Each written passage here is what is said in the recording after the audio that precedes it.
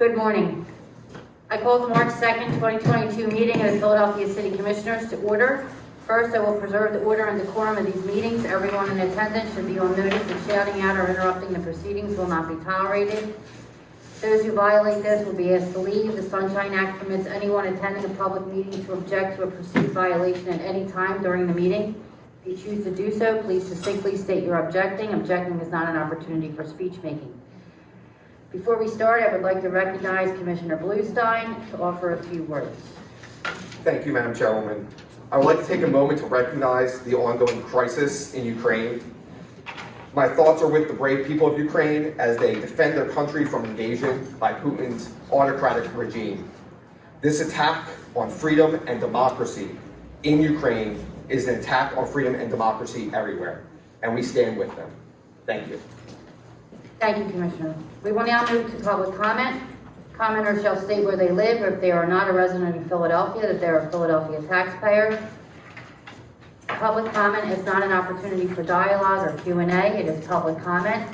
A chance for you to tell us what you think. Each speaker shall have 2 minutes. However, I may extend this time at my discretion. All public comments must be relevant or germane to board business. Finally, it is my responsibility to preserve the order and decorum of the meetings. As such, profane, slanderous, discriminatory, or personal attacks will not be tolerated. Is there anyone here this morning to offer public comment? Yes.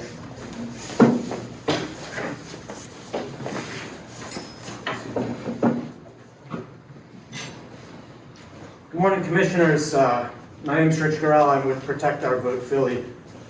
Thanks for that statement, Commissioner Bluestein. We're, of course, in total agreement. To stay on the topic of democracy, a couple of weeks ago, the Chair Deeley announced that there had been an executive session on February 14th. I wanted to point out, as we've pointed out many times before, that the Sunshine Act requires that the reasons for executive sessions be given.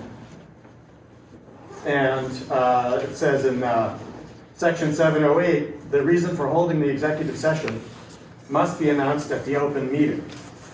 Now, it's been ruled by Commonwealth Court in Reading Eagle versus Reading Council that the reasons for the executive session have to be specific, quote, indicating a real discrete matter that is best addressed in private.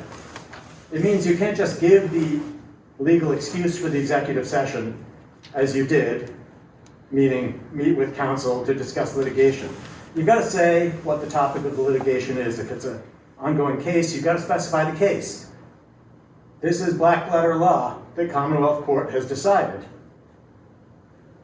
The General Assembly wants the public to be present at all meetings to witness the deliberation. You can't use an executive session to avoid that, and you can't look as if you're using it to avoid that.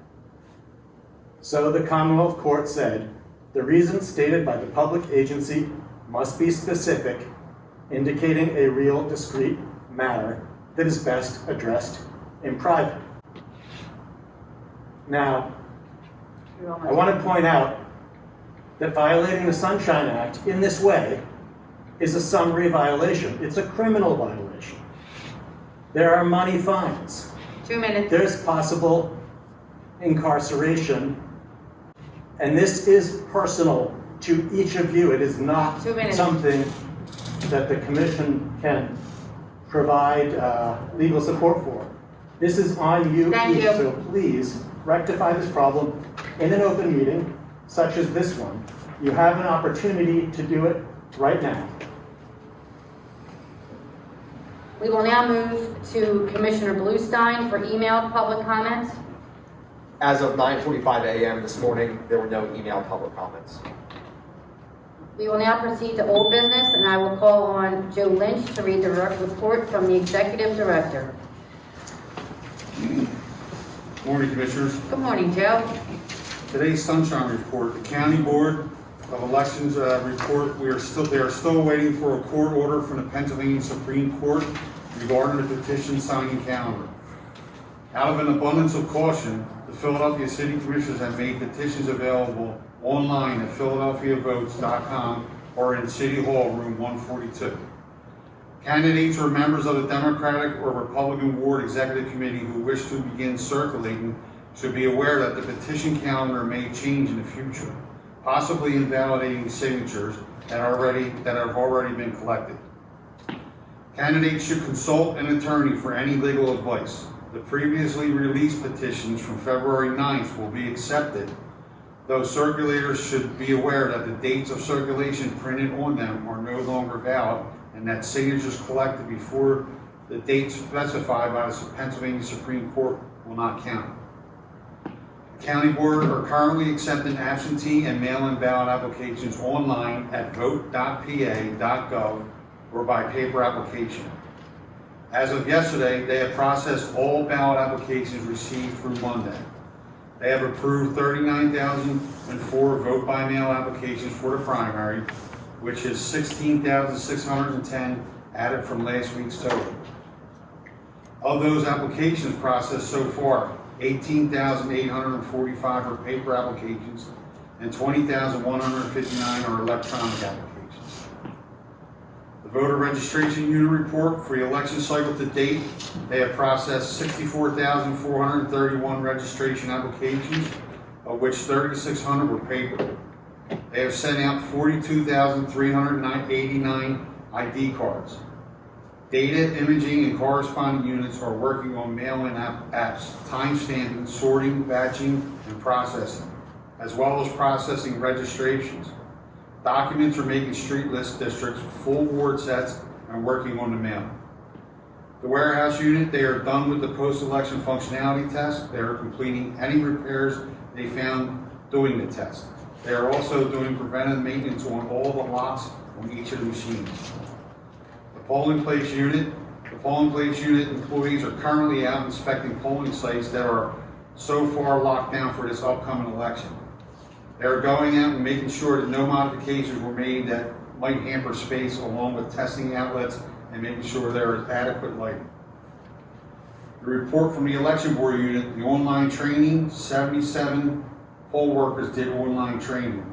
Confirmed poll workers for this election is 1,432. They are at the United Lutheran Seminary this week. Monday's totals, there were 60 in-person people that came out for training, and yet last night's number was 51. The total schedule for in-person trainings is 891 so far to date. And that's all I have, Commissioners. Thank you, Joe. Thank you, Joe.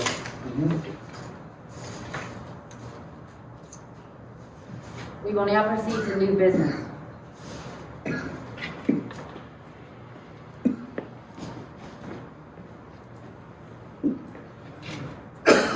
On February 23rd, 2022, the Pennsylvania Supreme Court announced the petition calendar for the congressional and statewide candidates, but not state legislative offices. For congressional and statewide candidates, the first day to circulate and file nomination petitions was Friday, February 25, 2022. And the last day to circulate and file is March 15, 2022. The order did not specify if this calendar applies to candidates for Democratic and Republican City Committee. On Thursday, the Pennsylvania Department of State filed a request for clarification to the court's February 23rd order requesting that the local committee petitions coincide with the state legislative races. On Friday morning, Delaware County sought to intervene, requesting that the local committee petitions coincide with congressional and statewide candidates. This has caused 67 counties to essentially do 67 different things. Some have not released petitions. Some have told candidates to begin circulating last week. Out of an abundance of caution, we made the petitions available with an explanation of the situation. We expected the order to be clarified shortly, at least no later than yesterday afternoon. It is now Wednesday, and there has not been any clarification from the court. Candidates for committee person are in limbo. They don't know if they should start circulating because the court could rule that those signatures don't count, and they will have to go back out again. I was a committee person for 30 years. I can tell you it is hours of conversations around neighbors' kitchen tables to get those signatures. But every day that passes is another day closer to that March 15th deadline. What do? There is real confusion out there. Our phones are ringing off the hook. I have people who text me every day asking for an update that I do not have. All this for a volunteer position. They deserve clarity. They deserve to know what their petition calendar is. This is a matter that has arisen to great concern within the last 24 hours because we were surprised that yesterday ended without the Supreme Court issuing a ruling. In fact, this continued right up until this very minute that this meeting began. For that reason, it was not included in the agenda posted to the website prior to 24 hours before the meeting. Therefore, I would like to make a motion to amend today's agenda to add a motion requesting that the Supreme Court of Pennsylvania issue a response to the Department of State's application for clarification in Carter v. Chapman regarding the election calendar for party offices as soon as possible. Second.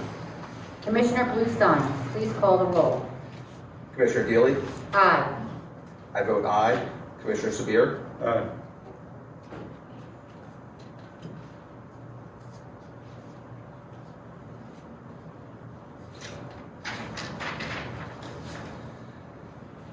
The motion to add a motion to today's agenda has passed unanimously with Deeley, Bluestein, and Sabir all voting aye. Thank you. That item shall be added to the agenda, and in accordance with the Sunshine Act, staff shall post an amended agenda to the website at City Hall, room 142, within 1 business day of this meeting. I now motion that we request that the Supreme Court of Pennsylvania issue a response to the Department of State's application for clarification in Carter v. Chapman regarding the election calendar for party offices as soon as possible. Second. Commissioner Bluestein, please call the roll. Commissioner Deeley? Aye. I vote aye. Commissioner Sabir? Aye. Se-